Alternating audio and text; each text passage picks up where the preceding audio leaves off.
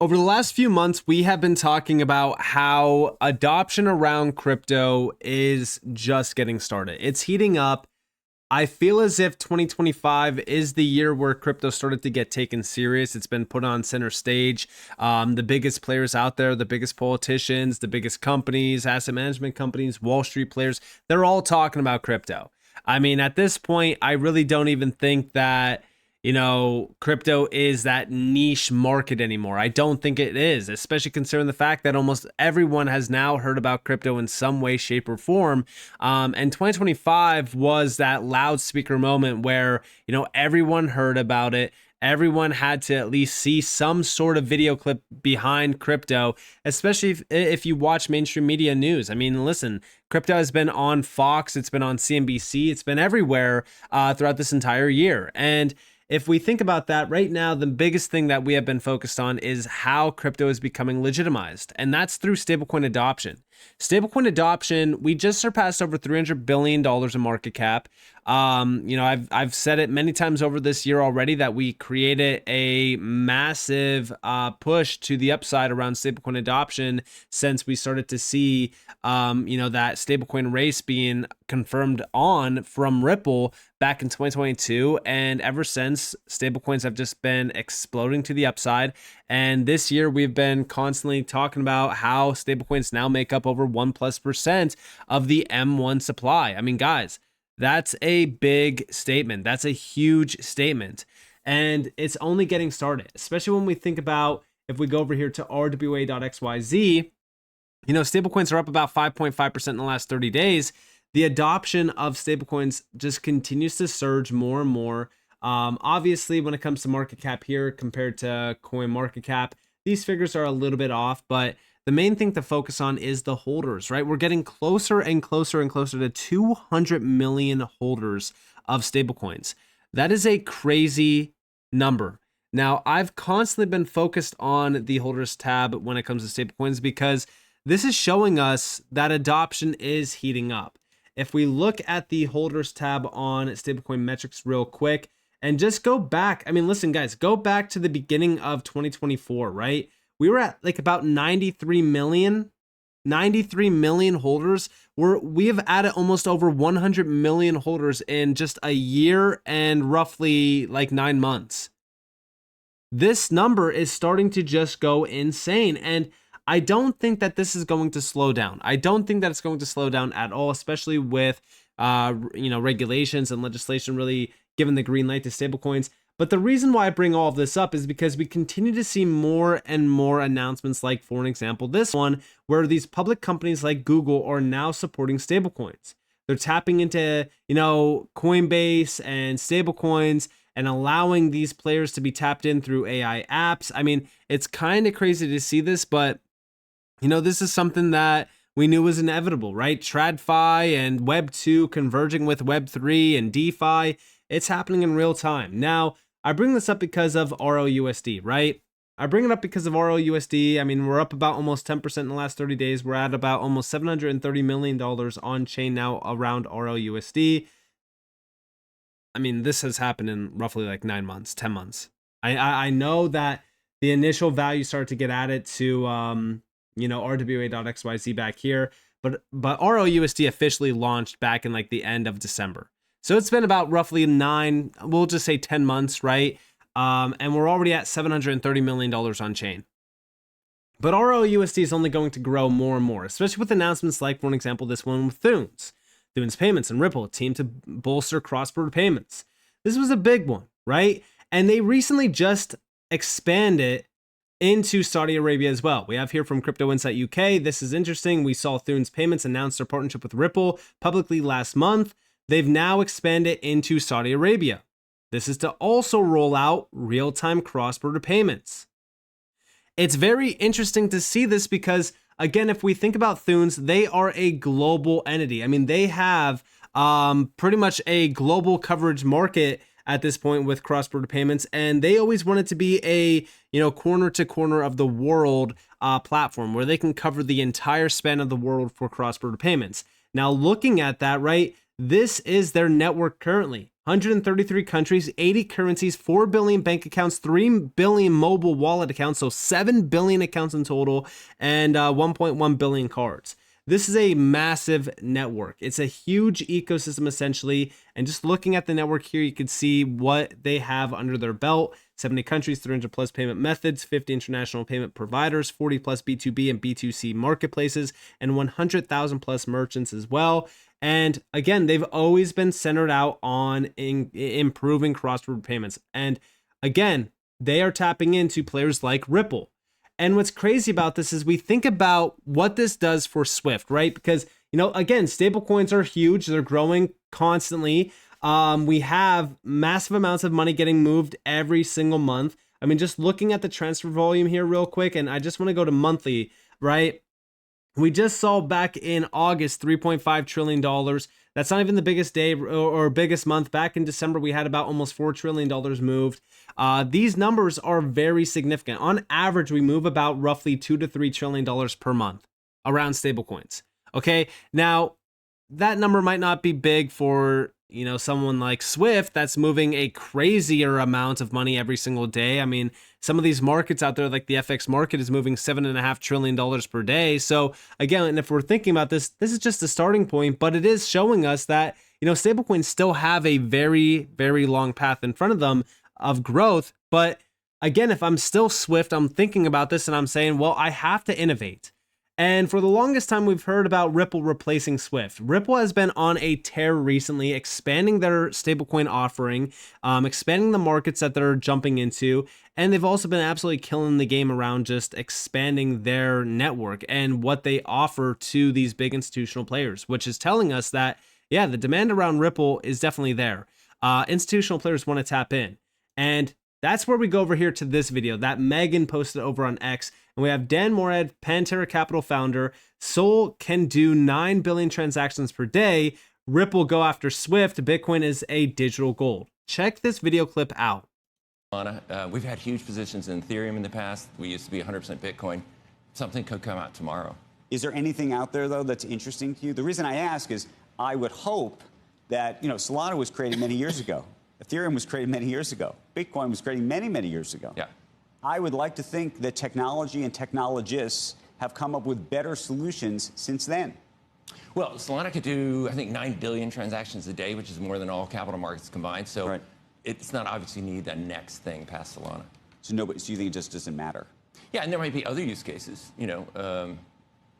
like Ripple's going after Swift, Bitcoin's digital gold. There's several different major use cases, but Solana's very good at the performant blockchain. Solana, we've had huge. And listen, if we think about this, yeah, the narrative has always been that Ripple will go after Swift, they'll replace Swift. But I feel like most of the individuals in the space still don't understand that what Ripple is doing is completely different than what Swift offers. Remember that Swift is only based around messaging. They do not do anything when it comes to clearing and settlement. So if we think about this, Ripple has everything that, Swift has and more. They don't need to work towards replacing Swift at all. Now, this is why I've always said that at some point in time, Swift is going to be tapped in with Ripple. They're going to be, converging. They're going to be partnering up, working together some way, shape, or form. It's going to happen. All right.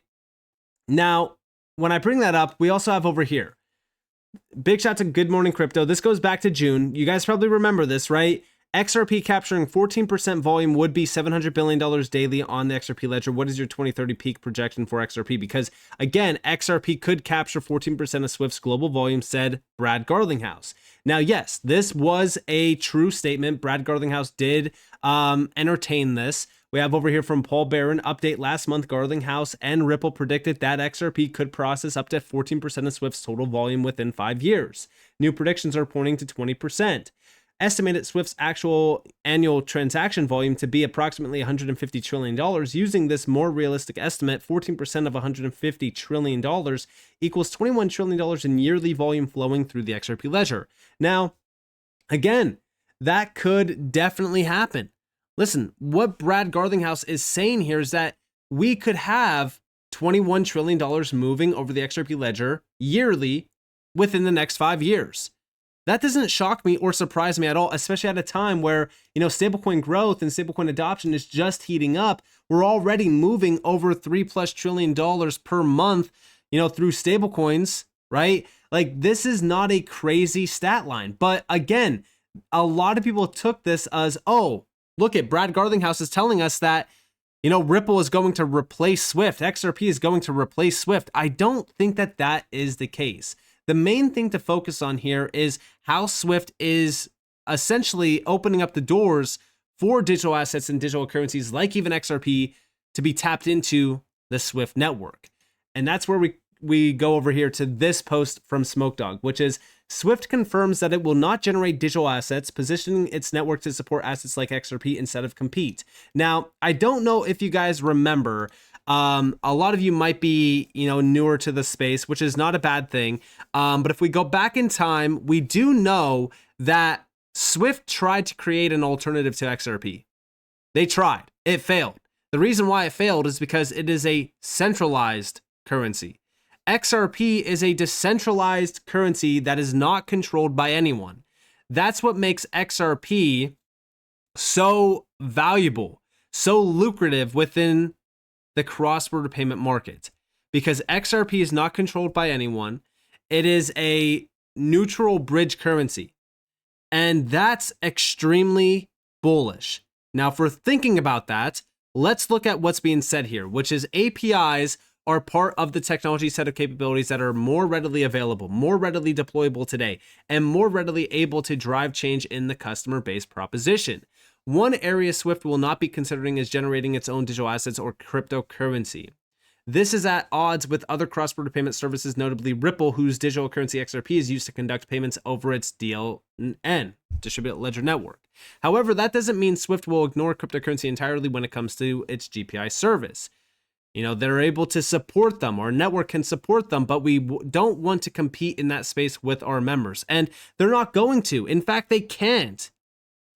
That's where we go over here to ISO 20022 as well. It's changing the payload. MT to ISO 20022 MX, what changed in the data model. Crypto is the new feature added to the ISO 20022 MX message payload. The payload of the rich data remains on the Distributed Ledger blockchain. Cross-border payment systems like Ripple can be used in conjunction with Swift. Ripple promise faster settlement with transparent pricing and better data payloads for remittance details as well. And this is all in documents, right? Like, we can read this all day long. When it comes to ISO 20022, right? I've always said that this is not just a richer model of data for messaging. It is an enabler of new technology to be tapped in. Volante has told us this. Major players like Citi have told us this. Deutsche, Bank told us this as well. They said that, listen, ISO 20022 is a game changer. Even if we go over here real quick to my community on X, and let's go to top real quick, because I did mention this back in April as well, right? This is that confirmation from a bank. This is a major bank telling us that, yes, we could use ISO 20022 to bridge between traditional and decentralized finance. This is Standard Chartered Bank, right? This is the global head of transaction banking telling us this. If we're thinking about what's happening here, okay, ISO 20022 is the enabler of these projects, these networks being tapped in to make cross-border payments extremely efficient.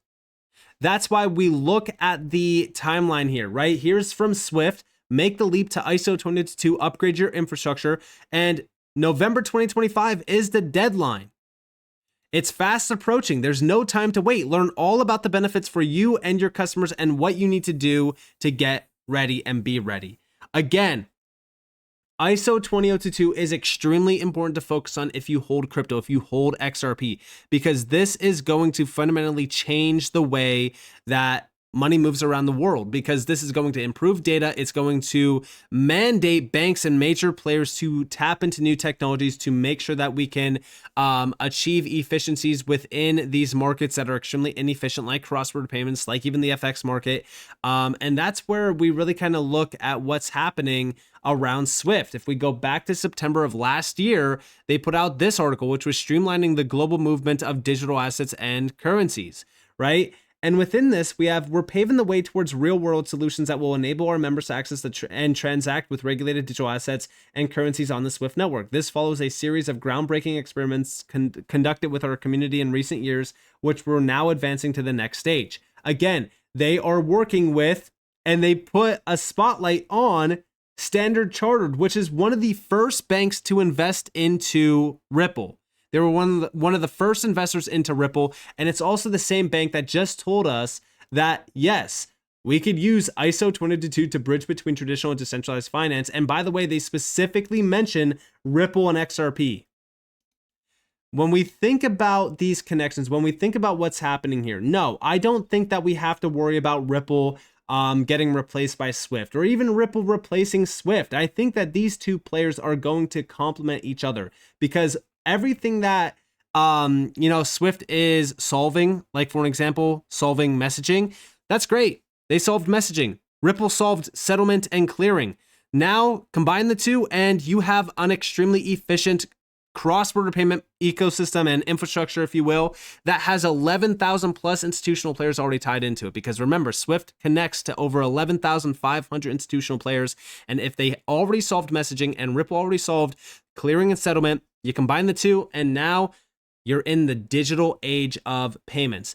This is 100% a possibility. I do think that this is how things will work out, especially with how, 2025 has kind of been the year where we started to see crypto be legitimized. And now we have the US government fully focused on this technology to change the way that US dollars move around the world. But also, they're even telling us that stablecoin issuers in USD, right? USD stablecoin issuers, they're going to essentially be the main players that keep the US dollar, the reserve currency of the world, by, pretty much buying up treasuries, holding treasuries, and then also supporting the digital USD.